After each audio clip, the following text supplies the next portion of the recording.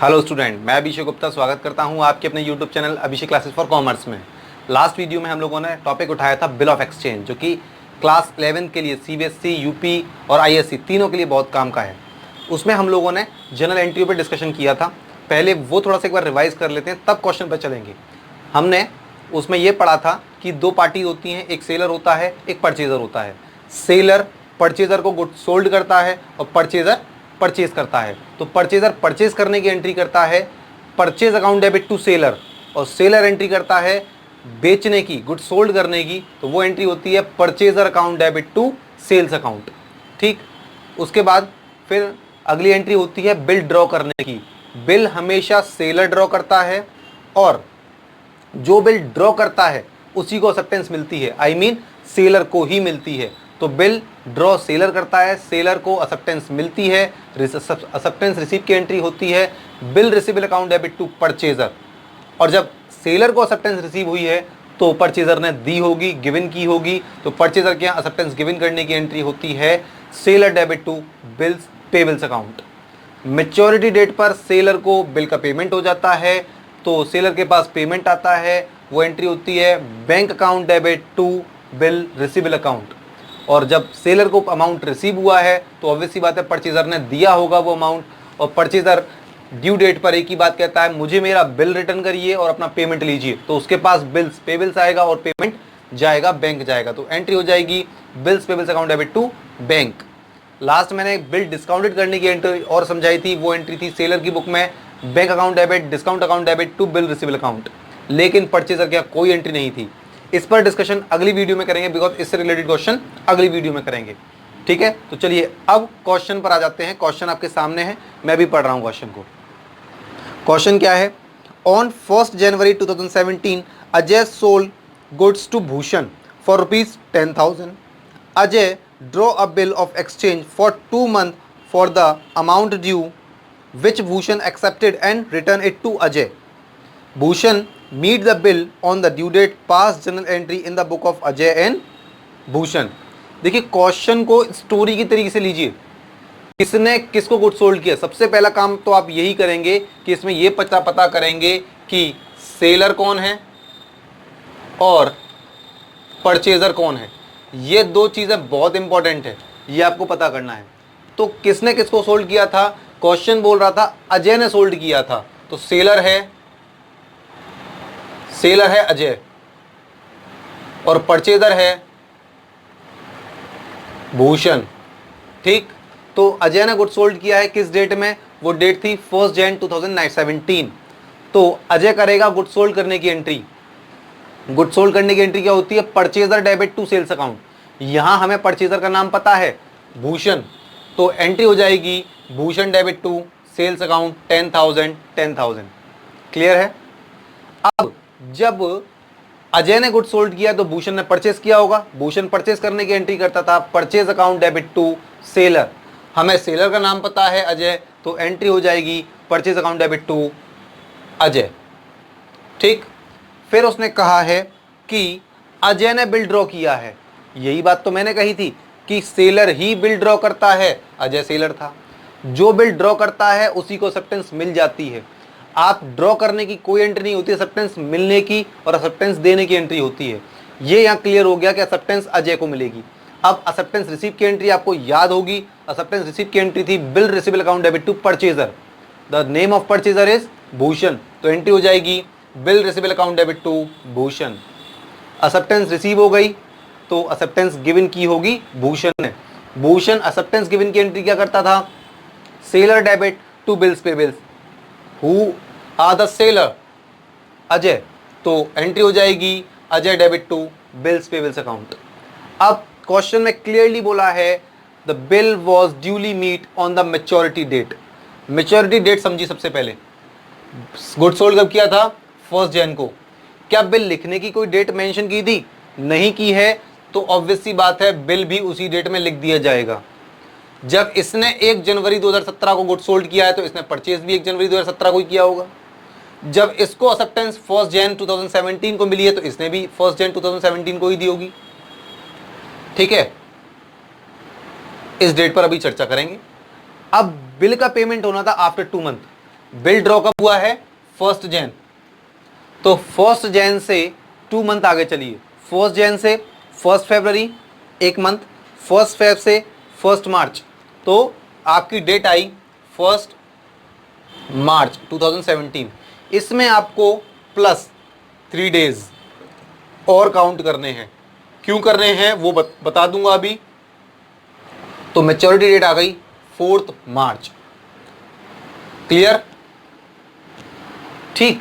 तो seller due date पर, ये 4 मार्च आपकी ड्यू डेट है, तो सेलर ड्यू डेट पे कहता है मुझे मेरा पेमेंट दे दीजिए, अपना बिल ले लीजिए। तो पेमेंट आ जाएगा अजय के पास और बिल चला जाएगा। Goes out is always credit. तो एंट्री बन जाएगी bank account debit to bills receivable account. और परचेजर कहता है मुझे मेरा बिल वापस कर दीजिए और अपना पेमेंट ले लीजिए। तो बिल वापस आ जाएगा, bills payables account debit to bank, और इसकी भी डेट होगी 4 मार्च 2017।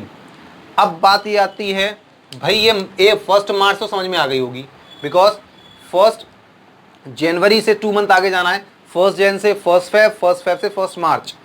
3 डेज हमेशा ऐड किए जाते हैं, चाहे बिल 1 महीने का हो, 2 महीने का हो, 3 महीने का हो, 4 महीने का हो, कोई भी फर्दर डेट हो। क्यों ऐड किए जाते हैं? इन 3 डेज को बोलते हैं एडिशनल डेज। एडिशनल डेज इसलिए दिए जाते हैं, हमेशा ऐड किए जाते हैं, क्योंकि सपोज करिए जो 1 मार्च है, हो सकता है उस दिन संडे हो सकता है गवर्नमेंट हॉलीडे हो सकता है सेलर पेमेंट नहीं ले पाए। कोई भी कंडीशन से अगर पेमेंट नहीं हो पा रहा है तो 3 दिन हमेशा एक्स्ट्रा ऐड किए जाते हैं। उन्हें हमेशा बोला जाता है एडिशनल डे। आपको हमेशा इनको ऐड करना पड़ेगा, इन 3 डेज को, चाहे क्वेश्चन में गिवन हो या ना हो। 99% गिवन नहीं होता है। तो ठीक, इसीलिए मैंने 3 डेज ऐड करे और डेट आ गई मैच्योरिटी की 4 मार्च। Question is finish. यहां आपका फर्स्ट क्वेश्चन कंप्लीट हो गया। एग्जैक्टली आपको यही जर्नल का पूरा फॉर्मेट बनाना पड़ेगा, ये बात ध्यान रखिएगा। नेक्स्ट टाइम मैं जब भी क्वेश्चन करूंगा तो विदाउट फॉर्मेट करूंगा, लेकिन आपको फॉर्मेट से ही करना है, बिकॉज मेरे पास स्पेस कम होता है। क्लियर है? लेकिन आप जब भी करेंगे तो पूरा फॉर्मेट बनाएंगे, विद नरेशन करेंगे, सब कुछ परफेक्टली करेंगे एज अ एग्जामिनेशन। क्लियर है बात? चलिए, तो ये हमारा फर्स्ट क्वेश्चन कंप्लीट हो गया। अब बात करते हैं दूसरे क्वेश्चन को लेकर। दूसरा क्वेश्चन भी मैं आपके सामने रखता हूं और मैं भी पढ़ रहा हूं। दूसरा क्वेश्चन क्या है? वो थोड़ा सा हाई है। On February 6, 2017 A sold goods for ₹1 lakh to B।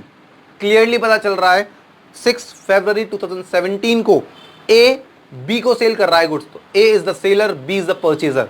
How much? 1 lakh rupees. B paid 40% immediately on which A allowed a cash discount of ₹500। यहां थोड़ी सी बात बदल गई। B ने 40% पेमेंट इमीडिएटली दे दिया, बाकी रिमेनिंग कितना बचा? 60%, जिसका पेमेंट नहीं दिया है। जो 40% पेमेंट B ने A को दिया है, उस पर A ने 500 की कैश डिस्काउंट प्रोवाइड की है। और हमको ये बात पता है, cash discount are always be show in the book. मैंने आपको जर्नल एंट्री में सिखाई थी ये वाली बात। अगर आपने जर्नल एंट्री नहीं सीखी है तो सबसे पहले मैंने प्लेलिस्ट बना रखी है, आप उसको चेक करिए। क्लियर? आगे क्या बोलता है? Balance and the due balance. Balance कितना बचा? 1 लाख का सेल किया था, 40%, 1 लाख का 40%, 40,000 का तो पेमेंट हो गया। रिमेनिंग कितना बचा? 60,000। Balance a draw bill on B after 30 days. मतलब वो 30 दिन का बिल था, आप 1 महीना मान सकते हैं। Due date of bill was a public holiday. जिस दिन बिल लिखा गया था उस दिन पब्लिक हॉलीडे था। ठीक है? And the bill was meet as per the provision of negotiable instrument act. वही नेगोशिएबल, ये हमारा नेगोशिएबल एक्ट के अंतर्गत ही आता है 3 दिन। Journalise the above transaction in the book of A and B. Question एक बार पढ़ लेने से पूरा क्वेश्चन क्लियर हो जाता है, माइंड में सेट हो जाना चाहिए बिल्कुल। स्टोरी देखिए, स्टोरी लेते हैं। ए ने बी को 1 लाख रुपीज का गुड सोल्ड किया, बी ने 40% पेमेंट ए को दिया, ए ने 500 का डिस्काउंट अलाउ किया, 60% जो बच गया उसका बिल ड्रॉ हो गया और मैच्योरिटी पर पेमेंट हो गया। खत्म। अब मुझे इस क्वेश्चन की भी नीड नहीं है, हालांकि आप क्वेश्चन के सामने है आपके, आप उसको पढ़ लीजिए। सबसे पहले ए ने गुड सोल्ड किया था बी को 6 फरवरी 2017 को। 6 फरवरी 2017 को ए से सोल्ड कर रहा है बी को, तो according to A B is the receiver, B debit to sales account. 1 lakh 1 lakh. जब ए सेल कर रहा है तो बी परचेज कर रहा होगा, तो ये क्या करेगा, परचेज अकाउंट डेबिट टू ए, 1 लाख 1 लाख। आंख बंद करके भरोसा करिए कि बिल सेल होने के बाद इमीडिएटली या तो बिल ड्रॉ करने की एंट्री होती है या फिर कुछ अमाउंट रिसीव करने की एंट्री होती है। यहां क्लियरली बोला था बी ने 40% दिया है, तो 1 लाख का 40% 40,000 किसको दिया है, ए को। कुछ एंट्रीज ऐसी भी होती हैं जो हम आपको लिखाते नहीं लेकिन वो क्वेश्चन में आ जाती हैं, तो थोड़ा बहुत आपको भी दिमाग लगाना पड़ेगा जनरल एंट्री के अकॉर्डिंग, बिकॉज ये कंडीशन हर बार नहीं आती है। तो बी ने ए को पेमेंट दिया, तो ए को तो पेमेंट रिसीव हुआ होगा, तो इसके पास क्या आया होगा, बैंक। तो what comes in debit, bank account debit to who is the giver, B, B is the giver. कितना दिया है पेमेंट, 40,000, लेकिन 500 रुपए का ए ने डिस्काउंट दिया था, तो डिस्काउंट ए के पास से जाएगा, तो डेबिट 500। ए के यहां बैंक डेबिट हो जाएगा बिकॉज ए को रिसीव हुआ है। पेमेंट कितना दिया बी ने, 40,000, 500 की डिस्काउंट ए ने प्रोवाइड की, तो ए के डेबिट हो जाएगी। तो 40,000 में से आप 500 माइनस करेंगे तो कितना एग्जैक्टली बैंक मिला, 39,500। अब बात करते हैं बी की। ए को रिसीव हुआ था तो बी ने पेड किया होगा, किसको दिया, ए को। A is the receiver, receiver is always debit. क्या दिया, बैंक, 39,500 बिकॉज डिस्काउंट क्रेडिट में आ जाएगी। जब भी क्रेडिट होती है डिस्काउंट तो डिस्काउंट रिसीव लिखते हैं, और जब भी डिस्काउंट डेबिट होती है तो अलाउड लिखते हैं। क्लियर।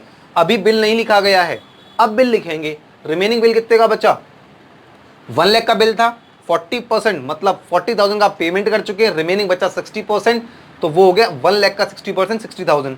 बिल अब लिखा जाएगा बिल। बिल कौन लिखता है, सेलर। सेलर लिखने की कोई एंट्री नहीं होती, रिसीव के बिल ड्रॉ करने की एंट्री नहीं होती है, एक्सेप्टेंस रिसीव की एंट्री होती है। एक्सेप्टेंस किसको मिलती है, सेलर को। सेलर कौन है, ए। एक्सेप्टेंस रिसीव करने की एंट्री क्या होती है, bill receivable account debit to purchaser. Purchaser का नाम क्या है, बी, तो एंट्री हो जाएगी bill receivable account debit to B.